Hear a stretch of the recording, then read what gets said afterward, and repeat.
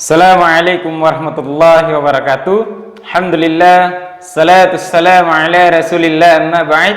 La hawla wa la quwata illa billahil aliyul azim. Allahumma salli ala sayyidina Muhammad wa ala ali sayyidina Muhammad. Sahabat semua, teman-teman semua dimanapun berada, alhamdulillah pada kesempatan kali ini kembali berjumpa untuk saling berbagi motivasi, inspirasi buat teman-teman semua. Baik, kali ini saya kembali menceritakan lanjutan dari kisah motivasi dan inspiratif yang telah saya sampaikan pada video sebelumnya. Kali ini saya akan melanjutkan perjalanan hidup saya. Tidak ada maksud apapun dari video ini, tapi semoga menjadi suatu sumber motivasi, inspirasi buat teman-teman semua. Semoga menjadi salah satu alasan untuk kembali bangkit lagi untuk menuntut ilmu dan juga kembali bersemangat ketika mengalami yang namanya kesulitan. Baik, sahabat semua dimanapun berada, alhamdulillah pada kesempatan ini saya kembali bercerita. Memang setelah saya tamat SMA di SMA Sabta Malatia, alhamdulillah telah ada pengumuman bahwasanya ada beberapa siswa yang lolos di kampus negeri, dan alhamdulillahnya juga lolos di kampus negeri terbaik 10 di Indonesia, dan suatu kesyukuran bisa masuk dan tidak mudah untuk mendapatkan kesempatan untuk bisa kuliah di kampus negeri terbaik di Universitas Hasanuddin Makassar. Melanjutkan dan mengingat kembali pada masa-masa itu, suatu kesyukuran lolos di kampus Unhas, dan dari situlah kembali saya memulai kehidupan yang baru. Kenapa saya katakan kehidupan yang baru? Karena dunia sekolah dengan dunia kampus itu sangat jauh berbeda. Di dunia kampus kita harus mandiri, harus jauh dari orang tua, keluarga, apalagi dengan keadaan yang tidak memungkinkan dalam tanda kutip ya, dengan ekonomi yang di bawah rata-rata, jadi sangat mustahil untuk bisa lanjut, sangat mustahil untuk bisa jauh dari orang tua. Tapi tidak ada yang tidak mungkin selagi kita mau berusaha, kita yakin kepada Allah. Waktu itu verifikasi mahasiswa baru mungkin dijadwalkan sekitar tanggal 21 Agustus ya. Waktu itu saya kembali menghadapi kesulitan yang luar biasa, saya kembali menghadapi masalah. Kenapa dan masalah apa yang saya hadapi? Namanya juga orang kampung ya, anak kampung, tidak pernah ke kota. Jujur saja selama saya SD sampai SMA itu saya baru menginjak kaki di kota Makassar itu cuma 2 kali. Iya, saya menginjakkan kaki di kota Makassar waktu masuk OSIS, itu pun OSIS semua. Periode pertama masuk OSIS saya ke Malino dan singgah di kota Makassar di Pantai Losari. Yang kedua saya juga ke Malino dan kembali singgah di kota Makassar di Pantai Losari. Jadi saya cuma 2 kali menginjakkan kaki di kota Makassar selama saya SD sampai SMA. Makanya kekhawatiran orang tua akan anaknya yang bakalan ke Makassar, orang yang tidak pernah menginjakkan kota, orang yang tidak pernah tinggal di kota, yang tidak tahu seluk-beluknya kota bagaimana, bahayanya kota bagaimana, dia harus dilepas, dia harus diikhlaskan ke kota Makassar untuk menuntut ilmu. Makanya minus 3 hari atau 2 hari waktu itu saya harus ke kota Makassar untuk verifikasi berkas. Kesulitan terbesar waktu itu ialah saya tidak mempunyai tempat tinggal di kota Makassar. Saya tidak punya keluarga di kota Makassar. Namanya anak kampung ya, pasti bingung, peluang sudah ada, tapi kesulitan kembali muncul. Makanya dari situ orang tua saya bisa dibilang sedih, pasti sedih. Beliau berusaha mencari orang kenalan, siapa tahu ada satu kampung atau keluarga jauh yang tinggal di kota Makassar. Alhamdulillah waktu itu orang tua dapat informasi bahwasanya ada tetangga kampung yang tinggal di kota Makassar. Saya sedikit lega karena kenapa bisa numpang di rumah keluarga, selama beberapa hari selama verifikasi. Saya pun ke Makassar waktu itu. Saya ke Makassar, orang tua dengan berat hati dan sedih, bukan berat hati dalam artian tidak mengizinkan niat, akan tetapi dia kekhawatiran orang tua.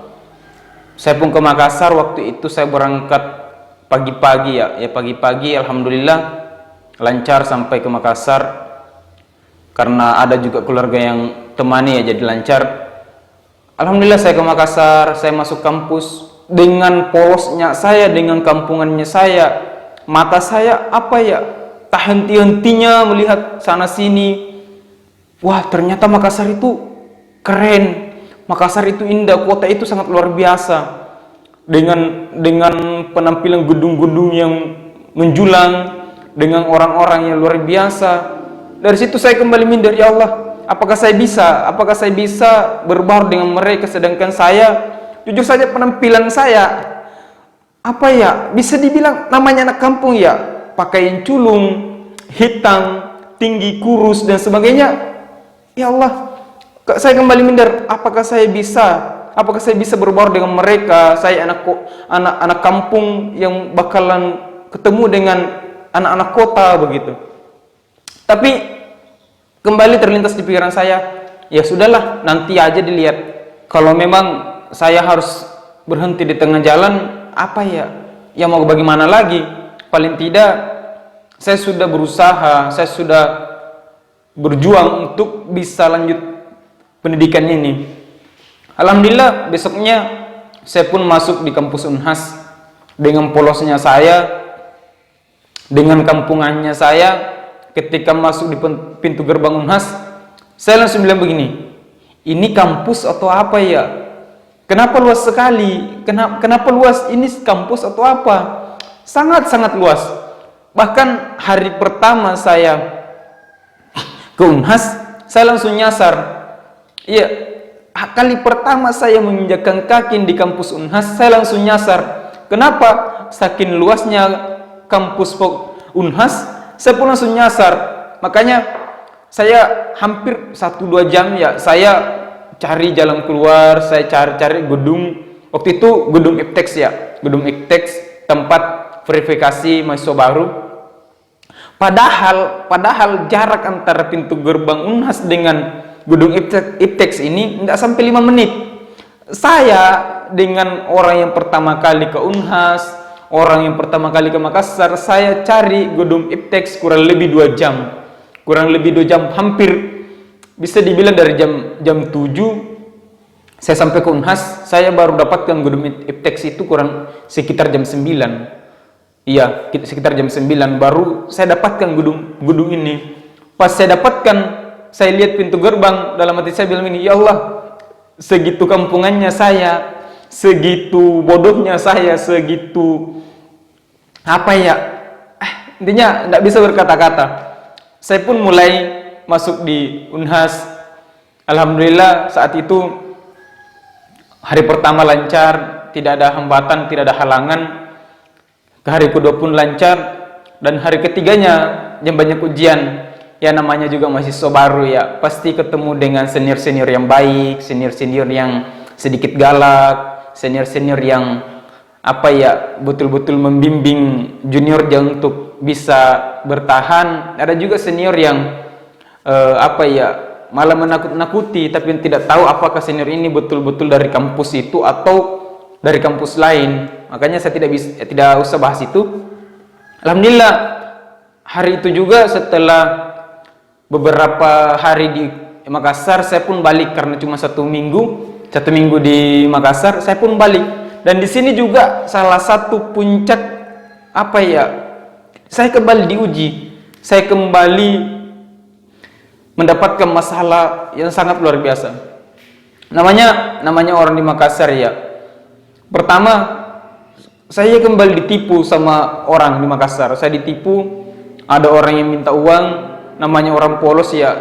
Sampai hari ini uang itu belum, ya begitulah. Saya kembali ditipu, namanya orang baru di Makassar, saya ditipu. Dan saya pun mau kembali ke rumah. karena waktu itu mau menjelang bulan puasa.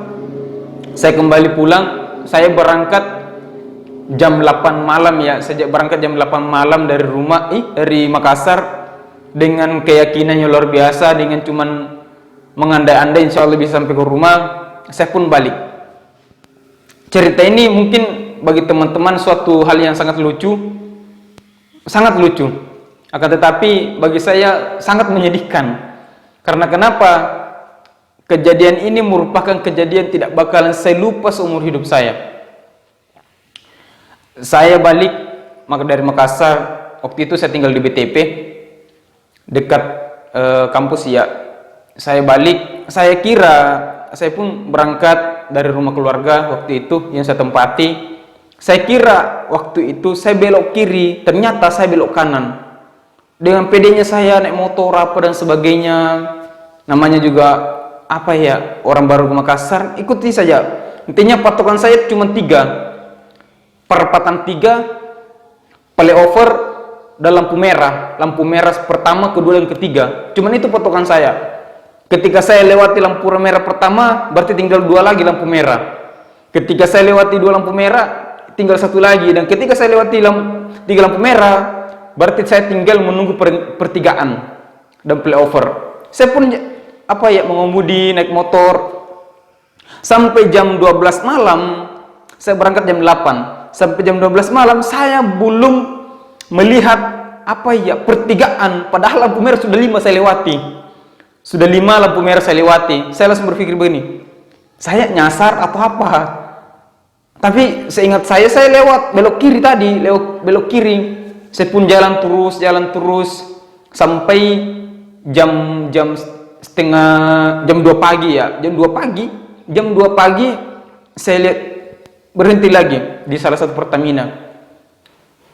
Ini saya nyasar atau bagaimana? Ini kesekian kali saya isi bensin, 3 kali full tangki isi bensin, saya belum sampai ke kampung. Padahal biasanya kalau Makassar ke kampung itu kurang lebih 3 jam. Ini sudah berapa jam sampai jam 2 pagi. Makanya saya nelpon ke rumah. Waktu itu saya nelpon ke bapak saya, mama di rumah, bilang, "Mak, kayaknya nyasar kak di kota." Wah, keluarga langsung panik. Satu kampung bismillah, satu kampung panik semua keluarga. Banyak yang telepon keluarganya sana sini. Makanya waktu itu saya bingung juga. Saya berpikir, perasaan batas kabupaten dari Makassar ke Jeneponto itu batasnya tuh kayak kubah masjid. Tapi kenapa ini kubah batas kotanya itu berbentuk kayak merpati atau burung begitu. Saya kembali berpikir, kayaknya saya nyasar. Pas saya bertanya ke ada waktu itu ke pegawai SPBU. Saya bertanya, bilang, "Maaf." Jadi saya bertanya ke salah satu pegawai SPBU waktu itu sudah pukul jam 3 pagi ya, sudah jam 3 pagi atau sudah lewat jam 3 pagi. Saya bertanya, "Kak, ini daerah mana? Ini kabupaten apa, Kak?" Kalau nggak salah jawaban kakak itu bilang, "Ini kabupaten Sidrap." Dia bilang, "Wah, Sidrap." Sejauh itu saya nyasar dari Makassar sampai ke Sidrap. Bilang, "Ya Allah, saya nyasar sampai sejauh ini." Makanya ketika saya telepon lagi mama di rumah, "Mak, ada Kak di Sidrap." Keluarga langsung panik. Kenapa bisa sampai ke sana? Kenapa bisa? Saya pun ceritakan kejadiannya. Saya kira saya belok kiri, ternyata belok kanan. Makanya antara lucu, sedih, dan bisa bilang ongol-ongol lah begitu. Ya Allah, pengalaman yang tak terlupakan. Makanya saya balik sambil bertanya ya. Saya singgah sholat subuh, balik. Alhamdulillah, saya sampai di kota Makassar. Nggak tahu jam berapa. Intinya saya sampai di rumah itu sore. Saya sampai di Jeneponto sekitar jam asar atau mau maghrib lah. Saya sampai di Jeneponto. Bayangkan orang yang baru di Makassar langsung nyasar ke Sidrap. Ya Allah, segitu beratnya ujian yang saya hadapi pertama kali ke Makassar. Ya Allah, intinya teman-teman semua, suatu hal yang sangat luar biasa. Pengalaman pertama saya di Makassar, mempunyai pengalaman yang lucu, bodoh juga iya, kampungan apalagi. Baik teman-teman, mungkin cuman itu yang saya ceritakan pada kesempatan kali ini. Nanti saya lanjut di video selanjutnya mengenai perjalanan saya nyasar ke Sidrap. Terima kasih banyak. Billahi fisabil haq fastabiqul khairat. Jangan lupa subscribe, like dan share video ini. Assalamualaikum warahmatullahi wabarakatuh.